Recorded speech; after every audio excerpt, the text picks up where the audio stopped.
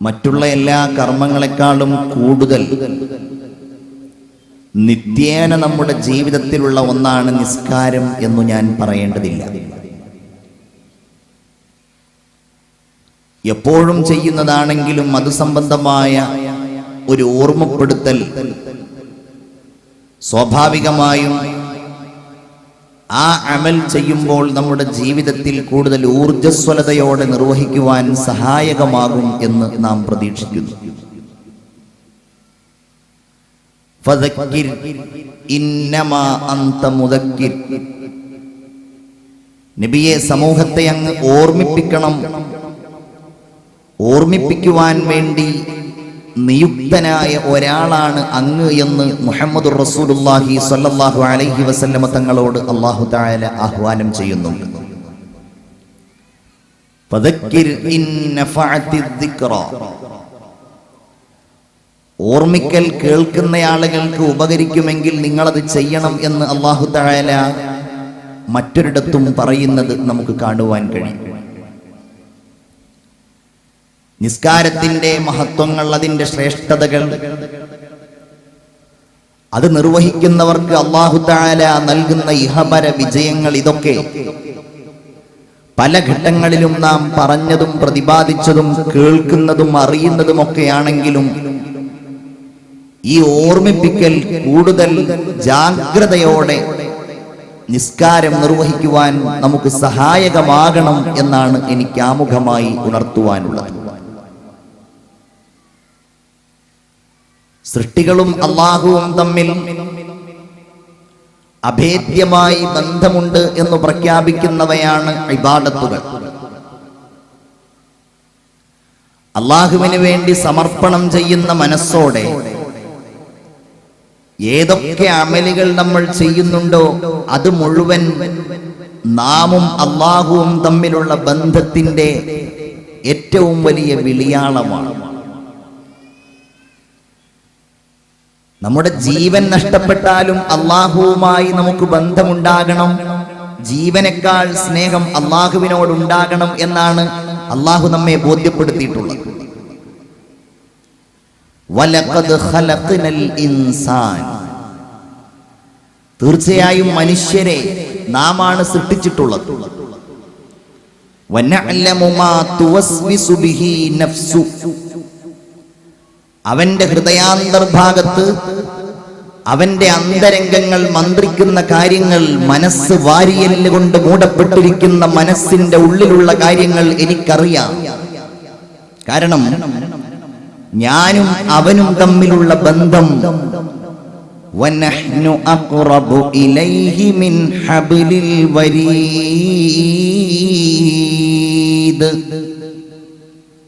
മനുഷ്യന്റെ ജീവനെയും അവനെയും ബന്ധിപ്പിക്കുന്ന കണ്ടനാടിയേക്കാൾ അവനോട് ചേർന്നവനാണ് നാം എന്നാണ് അല്ലാഹു പറയുന്നത്.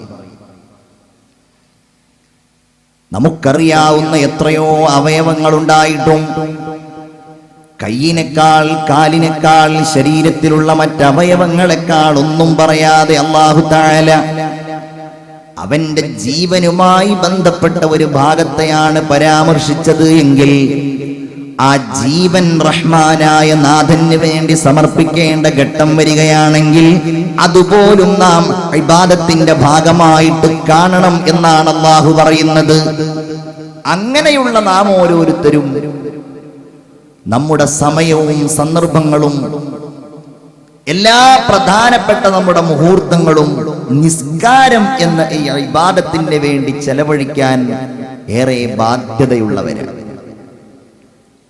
സത്യത്തിൽ നമ്മെ ഇങ്ങനെ ഒരു സമൂഹമാക്കി നിലനിർത്തുന്നതിൽ നിസ്കാരത്തിനുള്ള പങ്ക് ഒരിക്കലും ചെറുതല്ല. ഈ ഒരു അമൽ ഇല്ലായിരുന്നുവെങ്കിൽ കേവലം ഒരു പരന്നു കിടക്കുന്ന സമൂഹമായി മുസ്ലിം സമൂഹം മാറുമായിരുന്നു. അസ്വലാ എന്ന ഈ കർമ്മം ഉള്ളത് കൊണ്ട് മാത്രമാണ് നമുക്കിങ്ങനെ ഒരുമിക്കുവാൻ കഴിയുന്നത്.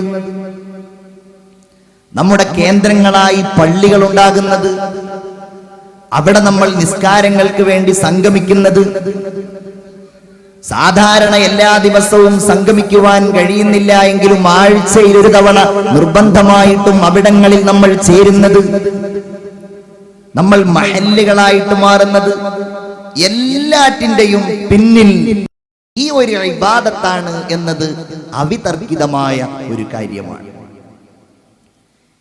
ഇത് സജീവമായി മനസ്സിന്റെ ശരീരത്തിന്റെ ഓരോ രോമകൂപങ്ങളുടെയും ആവേശമായി ആനന്ദമായി നിർവഹിക്കുവാൻ നമുക്ക് സാധ്യമാകുമ്പോഴാണ് ഞാനും നിങ്ങളും പരിപൂർണ വിശ്വാസികളായി മാറുന്നത്. അല്ലാഹു തആല ഖുർആനിൽ പറഞ്ഞ ഒരു കൽപ്പന മുതൽ നമുക്ക് തുടങ്ങാം. ഇസ്തഈനൂ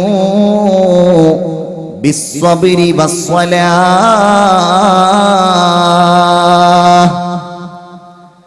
ഭൗതികമായ എല്ലാ പ്രതിസന്ധികളിലും പാരത്രികമായി നിങ്ങൾക്ക് ലഭിച്ചേക്കാവുന്ന എല്ലാ വിഹ്വലതകളിലും രാജാതിരാജനായ അല്ലാഹു തമ്പുരാനിൽ നിന്ന് നിങ്ങൾ സഹായം തേടേണ്ടത് രണ്ട് ഉപാധികൾ ഉപയോഗിച്ചുകൊണ്ടാണ്.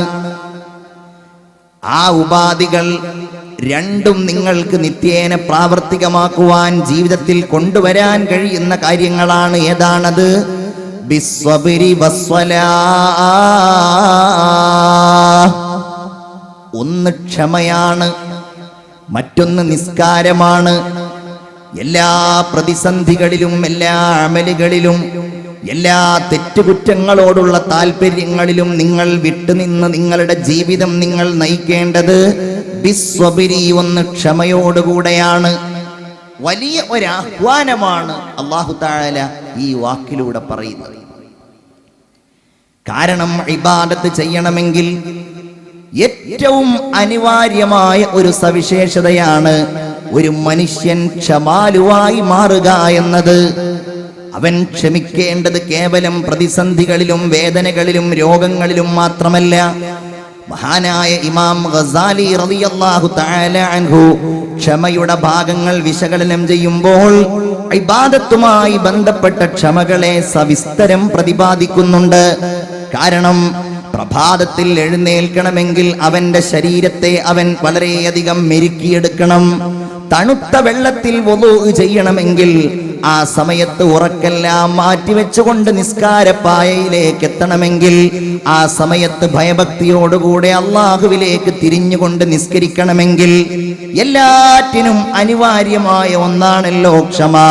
റമളാൻ മാസം സമാഗതമായാൽ അന്ന് വരെ എഴുന്നേൽക്കാത്ത സമയത്ത് എഴുന്നേൽക്കണമെങ്കിൽ, അത്താഴം കഴിക്കണമെങ്കിൽ, നിയ്യത്ത് ചെയ്യണമെങ്കിൽ, ഈ പകൽ നീണ്ട സമയങ്ങൾ നോമ്പ് അനുഷ്ഠിക്കണമെങ്കിൽ, അപ്രകാരം തറാവീഹ് നിസ്കരിക്കണമെങ്കിൽ എല്ലാറ്റിനും അനിവാര്യമായ ഒന്നാണ് ക്ഷമ. അതുണ്ടെങ്കിൽ മാത്രമേ നിങ്ങൾക്ക് അല്ലാഹു തആല സ്വർഗം നൽകുകയുള്ളൂ. ഇന്നമാ യുവഫസ്വാബിറൂന അജ്റഹും ബിഗൈരി ഹിസാബ്. കണക്കില്ലാത്ത പ്രതിഫലം അല്ലാഹു തആല നിങ്ങൾക്ക് നൽകണമെങ്കിൽ നിങ്ങളുടെ ഹൃദയം ആ ക്ഷമയുള്ള ഹൃദയമാകണം. അല്ലാഹുവിന്റെ റസൂൽ സ്വല്ലല്ലാഹു അലൈഹി വസല്ലം ഒരു ഖുദ്സിയായ ഹദീസിലൂടെ നമ്മോട് പറഞ്ഞതും ഞാൻ ഓർമ്മിപ്പിക്കുകയാണ്. മല്ലം യർള ബിഖലാഇ വലം യസ്ബിർ അലാ ബലാഇ.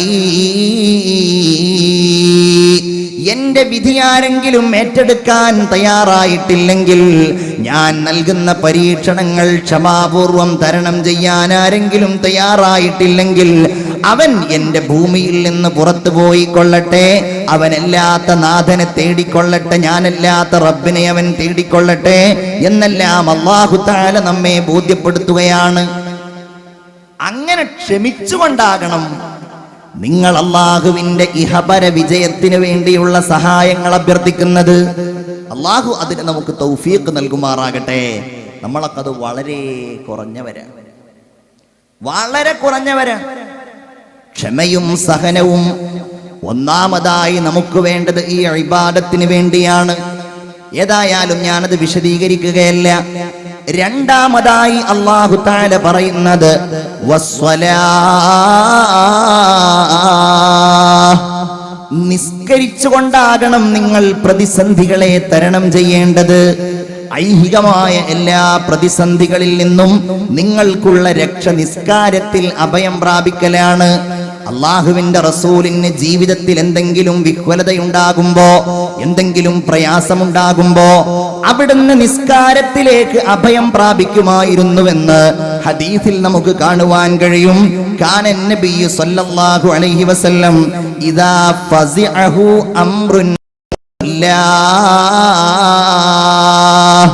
നിസ്കരിക്കാൻ വേണ്ടി അവിടുന്ന് തയ്യാറാകുമായിരുന്നു.